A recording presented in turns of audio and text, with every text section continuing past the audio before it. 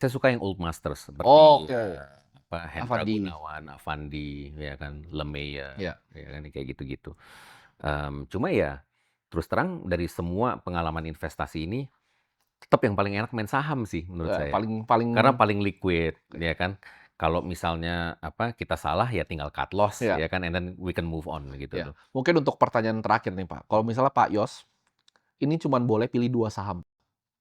Tapi Mhm. 2 saham ini, itu untuk anak Pak Yos dan untuk anak-anaknya mereka lagi, Pak Yos ibaratnya nggak boleh sentuh sama sekali. Sampai Pak Yos nanti, turunin ke anak-anaknya, Pak Yos nggak boleh sentuh nih 2 saham ini. Oke. Apa 2 sahamnya, Pak?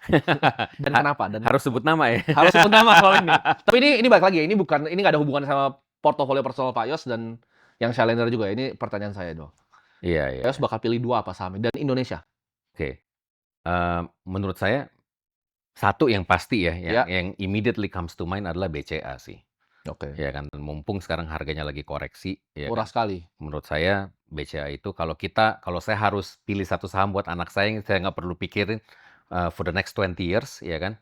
Mungkin salah satunya BCA menurut saya. Karena kalau kita lihat track record-nya luar biasa gitu loh. Tesisnya apa, Pak, dengan BCA ini?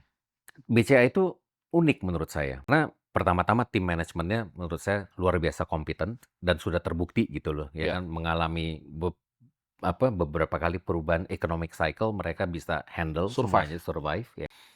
BCA adalah satu-satunya bank yang sejak mereka go public di tahun 2000 nggak pernah melakukan rights issue. Ya, Jadi tidak pernah ada capital call. Somehow mereka bisa manage dari internal cash flow mereka, ya. ya kan. Eee, dan kalau kita lihat pertumbuhan labanya juga very consistent Sampai sekarang dia masih bertumbuh sampai sendiri sekarang, nih. ya kan. Yang lain ada yang turun nih, ada yang Yang stagnan lain nih. yang ada stagnan tuh kan, itu pun yang stagnan itu udah dikatrol-katrol tuh Iya, angka earnings-nya, ya iya. kan. Ada Eee yang udah turun nih, Iya kan, ada yang udah turun turun, turun. ya kan, tapi BCA is very consistent Ya, menurut saya. So definitely one of them would be BCA.